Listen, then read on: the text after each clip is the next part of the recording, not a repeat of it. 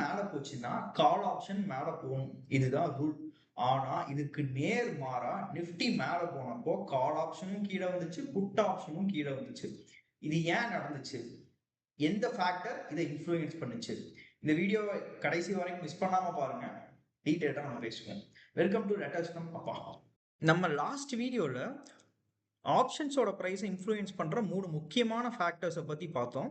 So இந்த வீடியோவில் அந்த 3 முக்கியமான ஃபேக்டர்ஸையும் இன்ஃப்ளூயன்ஸ் பண்ணுற ஒரு முக்கியமான ஃபேக்டரை பற்றி தான் நம்ம பார்க்க போகிறோம். அது என்ன அப்படின்னா இந்தியா விக்ஸ் வாலடைலிட்டி.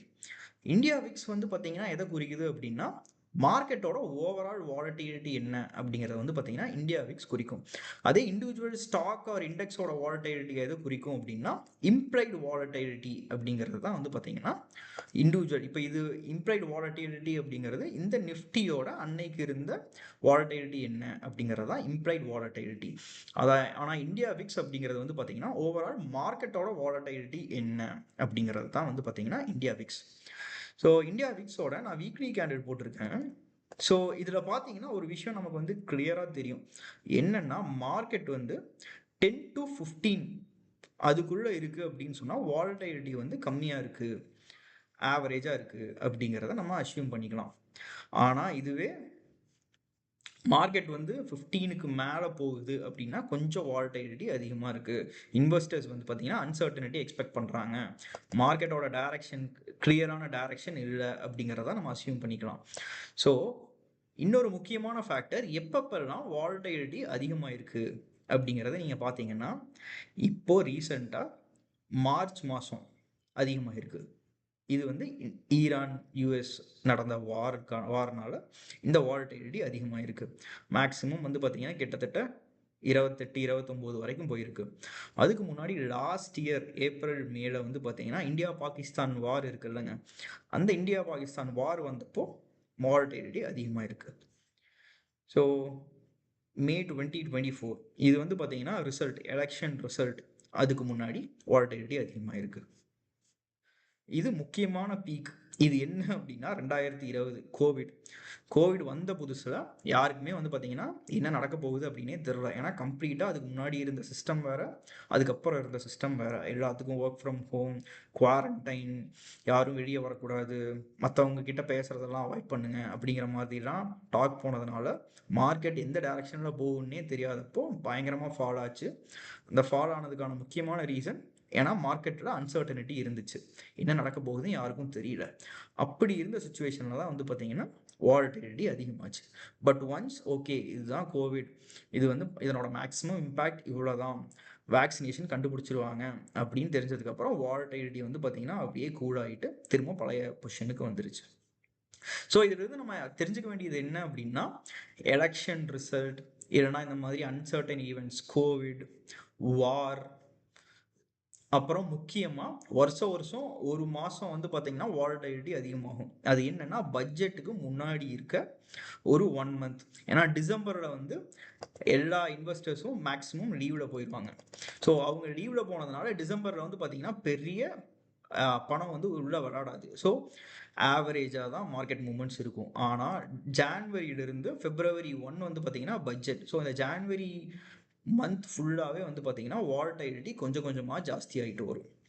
எந்த வருஷம் எலெக்ஷன் நடக்க போகுதோ, அதாவது லோக்சபாக்கான எலெக்ஷன்ஸ், பிரைம் மினிஸ்டரை சூஸ் பண்ணுறதுக்கான எலெக்ஷன் நடக்க போகுதோ அப்போ வந்து பார்த்தீங்கன்னா வாலட்டிலிட்டி பெருசாக இது ஆகாது. ஏன்னா அந்த பட்ஜெட்டில் வந்து பார்த்தீங்கன்னா முக்கியமான டிசிஷன்ஸ் எதுவுமே எடுக்க மாட்டாங்க. ஸோ நார்மல் பட்ஜெட்டாக தான் இருக்கும். ஸோ இப்போ வந்து பார்த்தீங்கன்னா நம்ம வாலட்டிலிட்டி எப்பப்பெல்லாம் அதிகமாகும் அப்படிங்கிறத பற்றி நம்ம பார்த்தோம். ஆனால் ஒரு நாள் பெக்கூலியரான ஒரு ஃபேக்டர் நடந்துச்சு. என்ன அப்படின்னா நிஃப்டி கேப் அப் ஓப்பன் ஆகி மேலே போனப்போ போத் புட் ஆப்ஷனும் கீழே வந்துச்சு, கால் ஆப்ஷனும் கீழே வந்துச்சு.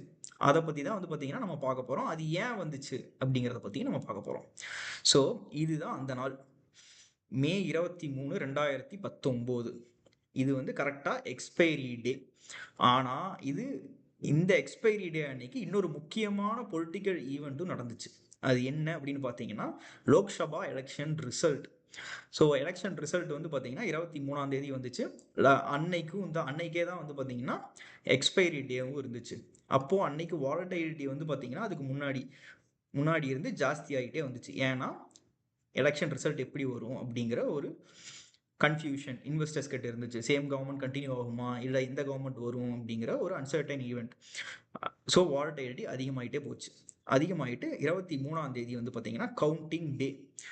ஸோ அன்னைக்கு வந்து மார்க்கெட் காலைல 8 மணிக்கே கவுண்டிங் ஸ்டார்ட் பண்ணிட்டாங்க. ஸோ கிஃப்ட் நிஃப்டிலேயே இண்டிகேஷன் வந்து பார்த்தீங்கன்னா வந்துருச்சு. அப்போ வந்து பார்த்தீங்கன்னா எஸ்ஜிஎக்ஸ் நிஃப்டி அப்படின்னு சொல்லுவாங்க. இப்போ எஸ்ஜிஎக்ஸ் நிஃப்டி காலையில் 8 மணிக்கு கவுண்டிங் ஓப்பன் ஆனோடனையுமே பிஜேபிக்கு கிளியர் மெஜாரிட்டி கிடைச்சிரும் அப்படிங்கிற ஒரு நம்பிக்கை வந்த உடனேயுமே எஸ்ஜிஎக்ஸ் நிஃப்டி மேலே ஜாஸ்தியாக ஆரம்பிச்சிருச்சு. So gap up opening confirm ஆயிருச்சு. 9:15 நம்ம மார்க்கெட் ஓப்பன் ஆச்சு. சேம் ட்ரெண்ட் தான் கண்டினியூ ஆச்சு. ஓகே, திரும்ப அதே கவர்மெண்ட் தான் வரப்போகுது அப்படிங்கிறதுனால ஒரு பாசிட்டிவ், ஒரு சின்ன பாசிட்டிவான மூவ்மெண்ட் வந்து பார்த்தீங்கன்னா மார்னிங் வந்துச்சு. அப்போ இந்தியா விக்ஸோட பிஹேவியர் பாருங்க. 23ஆம் தேதி மார்க்கெட் ஓப்பன் ஆன உடனே அப்படியே நிஃப்டி வாலட்டிலிட்டி இண்டெக்ஸ் வந்து பார்த்தீங்கன்னா 27லிருந்து 20க்கு ஃபால் ஆச்சு. பயங்கரமான ஃபால் நிஃப்டி வாலட்டிலிட்டி இண்டெக்ஸ். அப்போ வந்து பார்த்தீங்கன்னா ஆப்ஷன் சார்ட் எப்படி இருக்குன்னு காட்டுங்களா? இப்போ நான் வந்து புட் ஆப்ஷனோடது ஃபர்ஸ்ட் காட்டுறேன். So put option expected gap up opening ஆச்சு. ஸோ புட் ஆப்ஷனில் கேப் டவுன் வந்துச்சு. அங்கேருந்து வந்து பார்த்தீங்கன்னா அப்படியே வாலட்டிலிட்டி அப்படியே ப்ரைஸ் வந்து பார்த்தீங்கன்னா கம்மியாயிட்டு போச்சு. ஏன்னா நிஃப்டியோட ப்ரைஸ் வந்து பார்த்தீங்கன்னா மேலே போயிட்டு இருந்தாங்காட்டி. ஆனால் இதுவே கால் ஆப்ஷனில் என்ன நடந்துச்சுன்னு காட்டுறான் பாருங்க.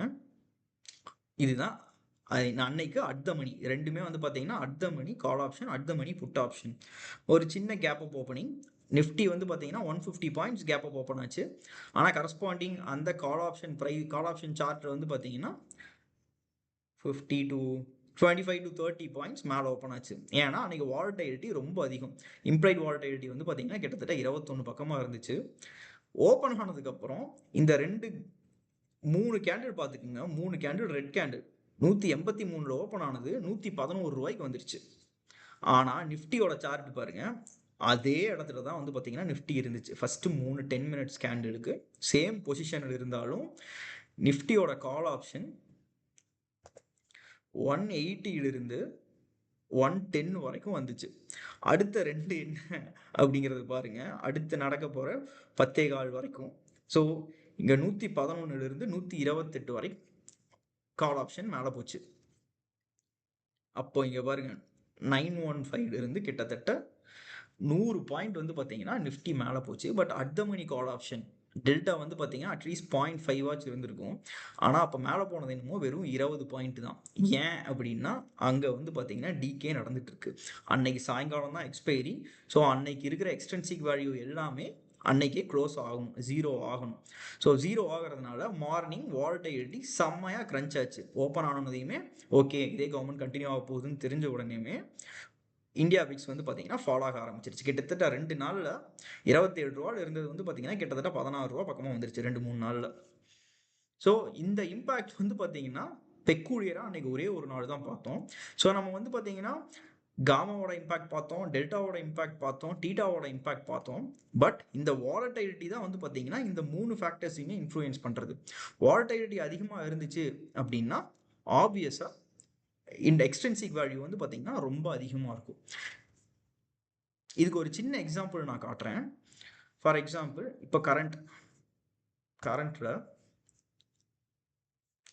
நம்ம இப்போ இருக்கிற சென்செக்ஸோட எக்ஸ்பைரி ஆப்ஷன்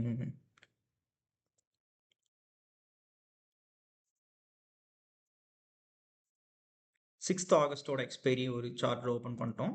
ஸோ இன்னொரு சார்ட்டில் நம்ம ஈரான் வார் நடந்துட்டு இருந்துச்சுங்க மார்ச். ஸோ மார்ச் மாதம் ஒரு எக்ஸ்பைரி ஓப்பன் பண்ணிக்கலாம். Okay, 2nd April expiry. So 2nd April expiry வந்து நம்ம எப்போ இருந்து பார்க்கலாம் அப்படின்னா 27th மார்ச் டேட்டா அன்னைக்கு எப்படி இருந்துச்சு அப்படிங்கிறத நம்ம பார்ப்போம். ஸோ நம்ம வந்து பார்த்தீங்கன்னா சென்செக்ஸ் 2nd ஏப்ரலோட எக்ஸ்பைரி இது இப்போ முக்கியமாக ஏன் எடுத்திருக்கோம் அப்படின்னா அப்போ தான் வந்து பார்த்தீங்கன்னா ஈரான் வார் நடந்துட்டு இருந்த சமயம். அப்போ வந்து இம்ப்ளைடு வாலட்டிலிட்டி வந்து 30 ரூபாய்க்கு இருந்துச்சு. 30 ரூபாய்க்கு இருந்தப்போ அட் த மணி இதுதான் வந்து பார்த்தீங்கன்னா option price. So 2 coloured data. So call ஆப்ஷனோட கலர்ட் டேட்டா, புட் ஆப்ஷனோட கலர்ட் டேட்டா ரெண்டுமே இந்த மணி. ஸோ இதில் அட் த மணி 73,600ஓட கால் ஆப்ஷன் ப்ரைஸ், அதாவது நெக்ஸ்ட் தேர்ஸ்டே எக்ஸ்பைரி 4 நாளுக்கு முன்னாடி எவ்வளோ இருக்குன்னா 1131 இருக்கு. பார்த்தீங்களா? அப்போ இருந்த டெல்டா. ஸோ டெல்டா எல்லாமே வந்து பார்த்தீங்கன்னா இந்த ஃபேக்டரை இன்ஃப்ளூயன்ஸ் பண்ணியிருக்கும். சாரி, இந்த ஃபேக்டரை இம்ப்ளைட் வாலட்டிலிட்டி அதிகமாக இருக்குது. அதே இப்போ நெக்ஸ்ட்டு தேர்ஸ்டே எக்ஸ்பைரி நம்ம சாட்டர்டே பார்க்குறோம். ஃப்ரைடேவோட data 78,000 same at the money call ஆப்ஷனோட ப்ரைஸ் வந்து பார்த்தீங்கன்னா 381 தான். அப்போது இங்கே எக்ஸ்டென்சிக் வேல்யூ எவ்வளோ கம்மியாக இருக்குது? 78,100, 78,070. இங்கே வந்து 270 ரூபா எக்ஸ்டென்சிக் வேல்யூ இருக்குது நாம் எக்ஸ்பைரிக்கு 4 நாளுக்கு முன்னாடி. அதே வார் நடந்துட்டு இருந்தப்போ இம்ப்ளைட் வாலட்டிலிட்டி கிட்டத்தட்ட 30 இருந்தப்போ எக்ஸ்டென்சிக் வேல்யூ எவ்வளோ இருக்குது பார்த்தீங்களா? அன்னைக்கு வந்து பார்த்தீங்கன்னா ஃபேர் ப்ரைஸ் 621. ஸோ 73,600 இந்த கிட்டத்தட்ட 1131 ரூபாயும் எக்ஸ்டென்சிக் வேல்யூ தான். ஸோ இந்த ஃபேக்டர்ஸ் எல்லாம் தெரியாமல் நம்ம வந்து பார்த்தீங்கன்னா ஆப்ஷன் பையிங் பண்ணவே கூடாது. ஸோ நம்ம அடுத்தடுத்த வீடியோஸில் ஆப்ஷன்ஸை பற்றி, ஆப்ஷன் செயினை பற்றி, ஆப்ஷன் ஸ்ட்ராட்டஜிஸை பற்றி நம்ம நிறைய டிஸ்கஸ் பண்ணுவோம்.